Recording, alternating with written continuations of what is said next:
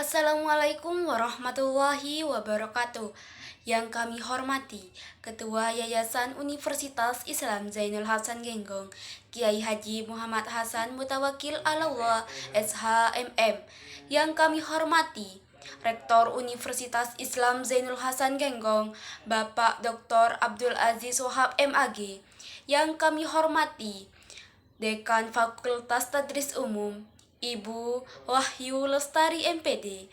Yang kami hormati Ketua Program Studi Tadris Bahasa Indonesia, Ibu Makfiratul Hamdiyah MPD. Yang kami hormati dosen pengampu mata kuliah Psikologi Pendidikan, Bapak Ahmad Ilzamul Hikam MPD. Yang kami hormati teman-teman yang berbahagia. Di sini saya akan membahas karakteristik peserta didik. Yang pertama, karakteristik peserta didik berdasarkan kemampuan dasar. Kemampuan dasar merupakan hasil belajar yang didapat sebelum mendapat kemampuan yang lebih tinggi. Kemampuan dasar peserta didik merupakan prasyarat untuk mengikuti pelajaran, sehingga dapat melaksanakan proses pembelajaran dengan baik. Yang pertama, domain kognitif atau pengetahuan.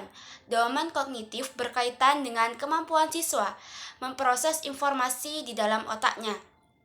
Domain ini merupakan kemampuan yang menimbulkan perubahan perilaku dalam domain kognitif yang meliputi beberapa tingkat atau jenjang. Yang kedua yaitu domain afektif atau sikap.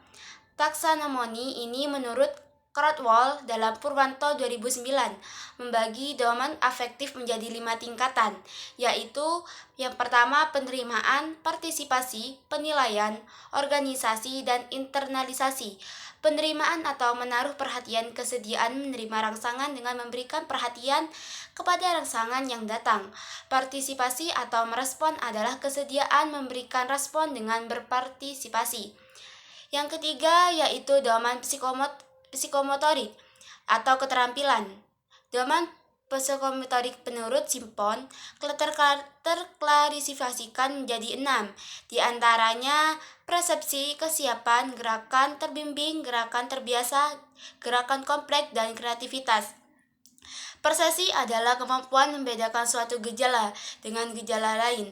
Kesiapan adalah kemampuan menempatkan diri untuk memulai suatu gerakan. Gerakan terbimbing adalah kemampuan melakukan gerakan meniru model yang dicontohkan. Gerakan terbiasa adalah kemampuan melakukan gerakan tanpa ada model. Contoh gerakan kompleks adalah kemampuan melakukan serangkaian gerakan dengan cara urutan dan irama yang tepat.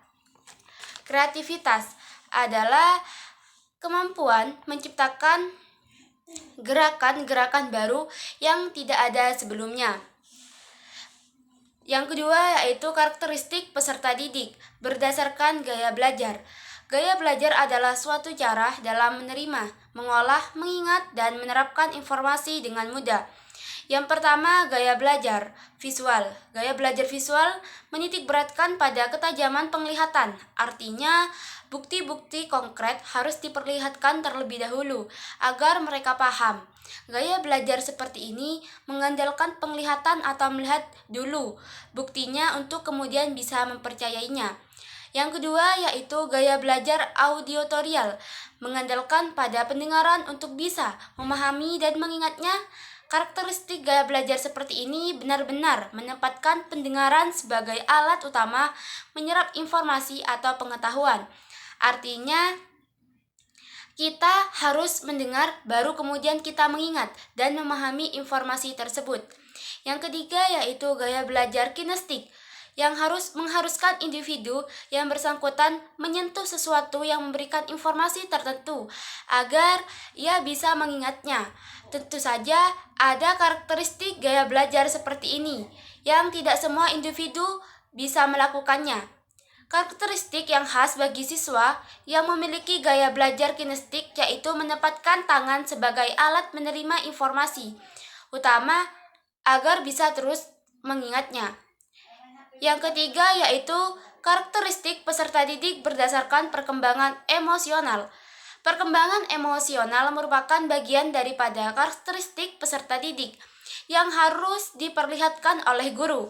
Hal ini sangat mempengaruhi suasana kegiatan belajar dan mengajar. Perkembangan emosional anak berbeda-beda antara satu dengan yang lain.